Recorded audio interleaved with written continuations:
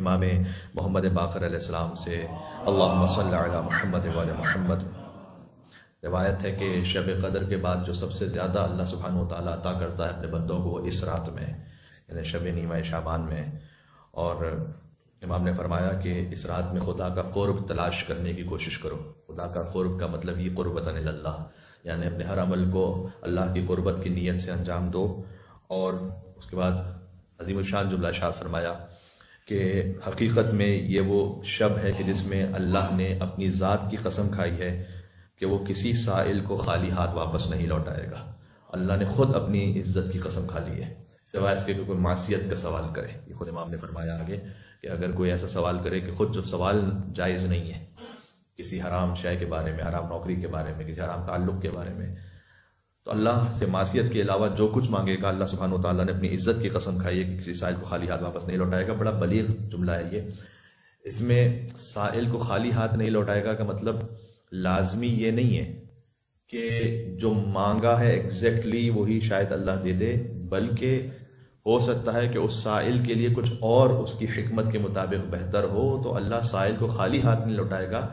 یعنی جب کوئی سائل آیا ہے تو اسے یا تو وہ عطا کرے گا جو وہ مانگ رہا ہے، یا اس سے بڑھ کر اور بہتر کچھ عطا کرے گا. آپ نے کسی سے کہا کہ میں آپ کی کمپنی میں جاب کرنا چاہتا ہوں، مجھے جاب دے دیں. آپ نے اس سے ایک سوال کیا ہے، اس نے پلٹ کر آپ کو کہا کہ ایسا کرتے ہیں پارٹنر بن جاتے ہیں. تو اس نے آپ کے سوال کو رد نہیں کیا، وہ نہیں دیا کہ جو آپ کہہ رہے تھے، بلکہ اس سے بڑھ کے دیا. تو اگر کچھ اللہ سبحانہ و تعالیٰ سے آپ نے اس شب میں مانگا تو یا تو وہ عطا کرے گا جو آپ مانگ رہے ہیں، یا اس سے کچھ اور وہ بڑھ کر عطا کرے گا کہ آپ نہیں سوچ رہے ہیں، اور وہ اللہ عطا کر دے گا. لیکن اللہ نے اپنی عزت کی قسم کھائی ہے کہ سائل خالی ہاتھ نہیں جائے گا. اور اہل بیت علیہ السلام سے یہ روایات بھی ثابت ہیں کہ شب قدر اللہ تعالیٰ نے رسول اللہ سے مخصوص رکھی ہے ان کی عظمتوں کے لیے، اور شب نیمہ شعبان اہل بیت کی عظمتوں سے مخصوص رکھی ہے. تو آج کی رات کے چند اعمال ہیں، ان میں سے ایک ہے غسل کرنا جو گناہوں کی کمی کا سبب ہے.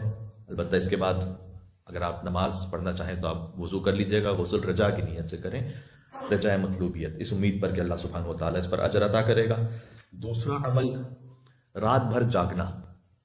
کل بھی میں نے خطاب میں اس بات کو عرض کیا تھا کہ انسان کوئی اور کام نہ بھی کر رہا ہو، دعا سے عبادت سے آپ خستگی محسوس کر رہے ہیں، آپ کہہ رہے ہیں کہ بھائی فقط میں بیٹھا رہوں، کوئی معصیت کا کام نہ کروں، لیکن میں جاگ رہا ہوں، فقط رات جاگ کے گزاروں گا.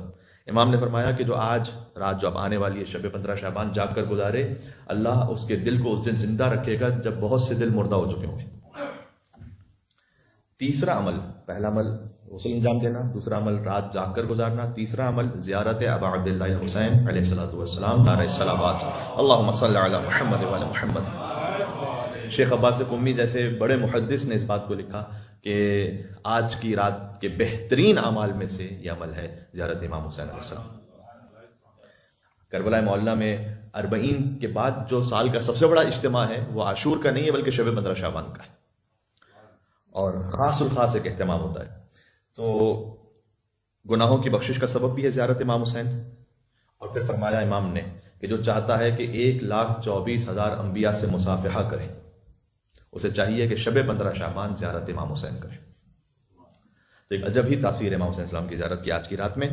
اور پھر یہ فرمایا کہ زیارت امام حسین علیہ السلام جو کم ترین، اس کا آسان ترین طریقہ ہے وہ یہ ہے کہ اگر کوئی کربلا نہیں پہنچ سکتا تو پھر اضافی شرط ہے یہ کہ چھت پر جائے اپنے، یعنی ایک زیر آسمان ہو. اگر آپ زیر آسمان کر سکتے اس عمل کو تو آج کی رات کم از کم ضرور کیجیے گا اس عمل کو.